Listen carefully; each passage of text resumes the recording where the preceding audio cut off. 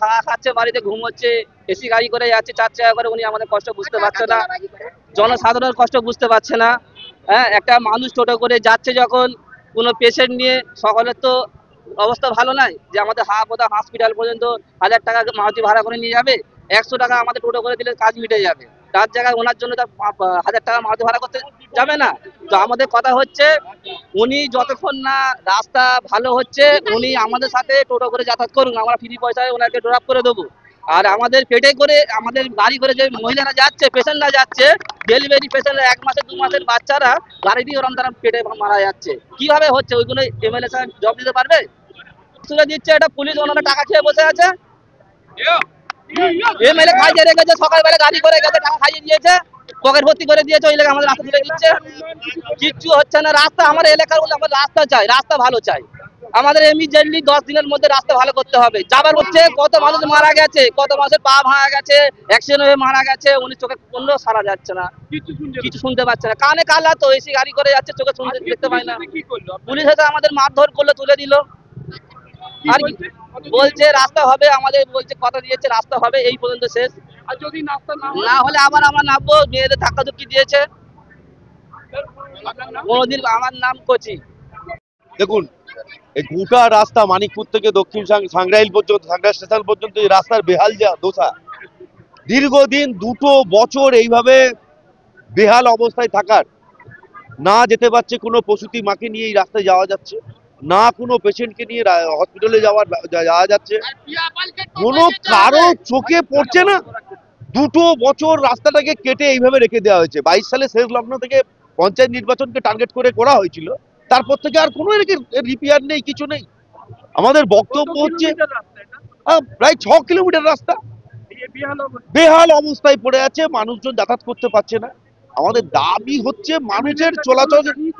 আমরা বিডিও সাহেবের কাছে 10 তারিখে মানবাধিকার যে দিবস ছিল, সেই দিবসে আমরা গিয়েছিলাম, তার আগেও গিয়েছি, বারে বারে বিডিও সাহেবকে বলেছি যে এই রাস্তার প্রয়োজনীয় ব্যবস্থা গ্রহণ করুন। দেখুন, তিনি তো দেখুন কাঁচ ঘেরা কালো কাঁচের গাড়িতে, হাই সকারের গাড়িতে যাতায়াত করেন, অর্থাৎ তার এ ব্যাপারে কোনো নজরদারিতে আসবে বলে আমরা মনে করি না। তাকে বলার দরকার আছে।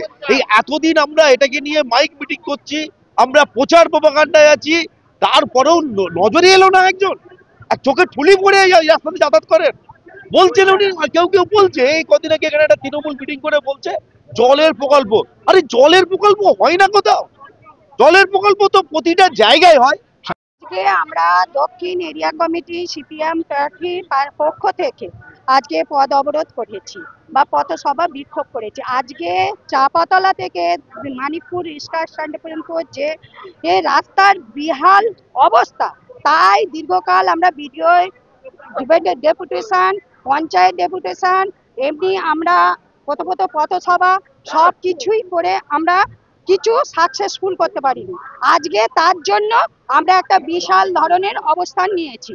নেওয়ার পরে প্রশাসন আমাদের কতজন আর কি পদ অবরোধে নেমেছে, তার 4 গুণ প্রশাসন নামিয়েছে।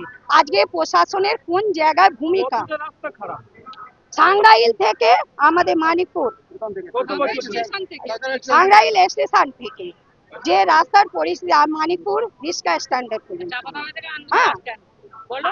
হ্যাঁ এমএলএও জানেন, বা আমরা ভিডিও জানিয়েছি, ভিডিও ডেপুটেশন দিয়েছি, ভিডিও জানিয়েছি, এবং আমাদের পঞ্চায়েতগুলো ডেপুটেশন দিয়েছি রাস্তা সংস্কার করার জন্য। আজকে দীর্ঘদিন তার মানে কিছুই করছে না, উনি এলোপেলে করে উড়ে চলে যাচ্ছে। তো পিয়াপাল না, কিছুই করছে না। উনি কেন করছে না সেইটাই তো আমাদেরও প্রশ্ন। টাকাগুলো যাচ্ছে কোথায়? এই রাস্তা উন্নয়নের কাজে এই 3 বছর অতিক্রম করছে। 3 বছর অতিক্রম করছে, রাস্তার এই পরিস্থিতি। আমরা অবরোধ করেছি মিনিট 20 মতো। হ্যাঁ, পুলিশ এসে বললো বড়বাবু, আগের বড়বাবু যিনি ছিলেন তিনি ট্রান্সফার হয়ে এখন নতুন বোধহয় বড়বাবু এসছে, উনি দায়িত্ব নিল।